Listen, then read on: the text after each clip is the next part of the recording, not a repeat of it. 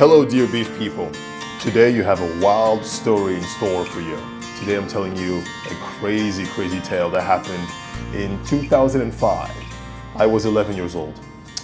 And this is happening around the time when I'm about to graduate primary school. And primary school is basically from 6 years old to about 11 years old. And then after that you go to secondary school and then you go to university. Now, before you finish primary school and be admitted to secondary school, you have to pass a standardized test. I don't know what it's called here in the United States, what it's equivalent to, but back home, this is a French acronym. I don't even remember what it stands for. TNFIP, that's what we call it back home.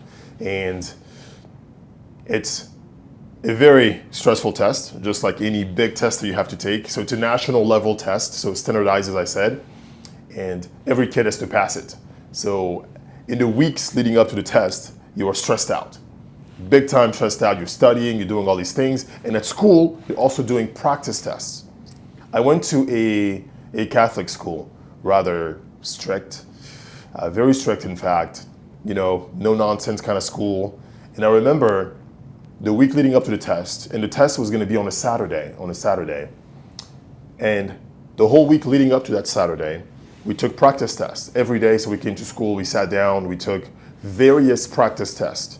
The teachers graded the test for us, and then we went over the solutions, the answers, how to answer certain questions, and so on and so forth. Now, again, the big test is on Saturday, and Friday rolls around. So this is the day before the test. Friday rolls around, and this time things are just different. It feels different. There was more intensity. The teacher is there, and the head, the main authority of the school was a lady, a mother, as we used to call her mother. I forgot her name, and I wouldn't say it anyway. So she is there. This big authority. She's in the school, like the principal. Here we call that the principal. She wants to observe us taking these tests. And before we begin taking the practice test, she urges us to really be careful, to really be intentional about the way that we answer, reading the questions correctly, and being really fully focused. This is really important. And in my head as a kid, I'm 11, but I'm like, well, why is she insisting so much on this practice test? We've taken another 4 or 5 before this. But she was very adamant, very insistent. Take this test and pay attention to the corrections. Pay attention to how it's corrected and how people and how the teacher is walking us through how to answer every question. So I'm like, well, okay, fine. I guess I'll do it. And some of you may know where the story is going. But so this is Friday. So the next day, the morning of the next day on Saturday, that's when the big day, arrives. That's when the test is actually being administered to us. Anyway, so we take the test, the practice test on Friday. We take it. We stick around at school, do the corrections, do the solutions and how to solve every problem. Before we are released from school, the principal, the lady that I mentioned earlier, Mother X, she tells us, guys, it's very important for you to hear my words and do exactly as I tell you. Now, this is her, the principal speaking. She goes, when you go take your test at this assigned location, it is very important that you do not finish the test too quickly. And even if you feel like you can finish it quickly, to stick around a little bit. Just go over the answers again, go over the questions again. Make sure that you are as thorough, as careful as possible. And when you finish the test, after you've waited and you finish the test, you walk out. Do not engage in any conversation with anybody, even your friends.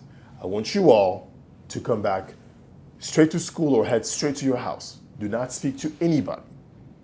Now, this is sounding kind of weird now. I'm like, what is going on? Like, why all these cautions? Why all these precautionary measures? Anyway, so I can't think much of it. I go home.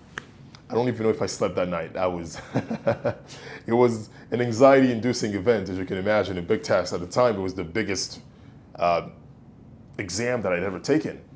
So I knew I needed to do well. The morning happens. I wake up, wore my uniform. I miss those days. We used to wear these blue shorts and white shirts, like navy blue shorts and white shirts. So I get up, have my breakfast, put on my clothes, put on my uniform, and head straight to the testing center.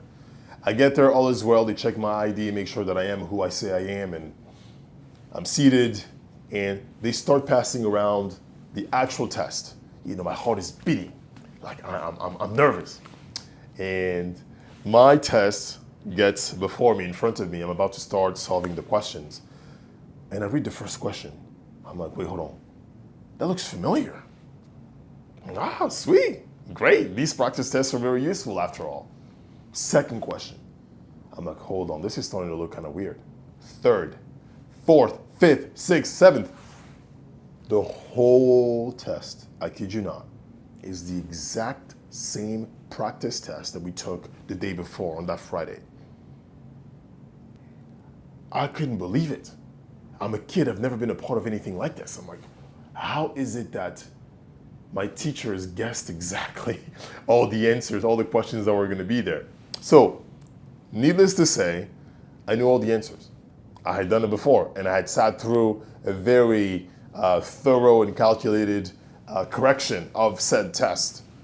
So I took the test. I finished very quickly, obviously, but I remember my principal telling me, do not leave the school too quickly. Stay there. So I stayed, hung around an appropriate amount of time to me, and then I walked out.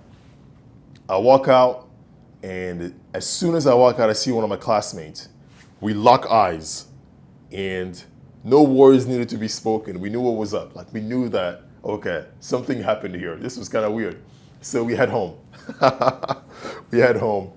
Now, I'm telling you this, not to condone systematic cheating. I am not for cheating whatsoever in any way, shape, or form. I am not. But I just happen to be crazy enough. I happen to be crazy enough to believe that ever since I was a kid, even when I was a kid, it's as if this super mega galactic computer that we call the universe has been conspiring in my favor for me to succeed. That is a crazy belief, but I really truly believe it.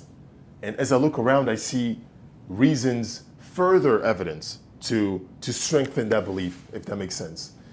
Though I do not condone cheating, but people went out of their way so that I could succeed. And why would a school do that anyway, right? They would do that for many reasons. Number one is it looks good on their marketing campaigns that our school has produced so many students who scored a perfect score on this nationally standardized exam. That is one big reason to do that. And I participated involuntarily, without being for it, in this massive, scandalous cheating affair.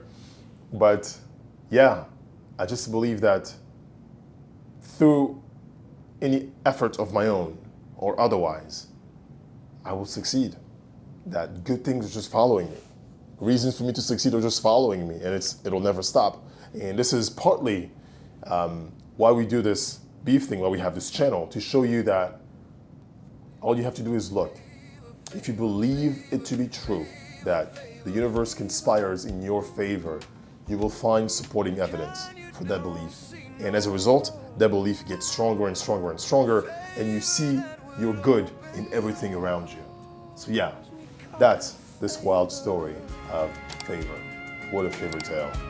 See you next time.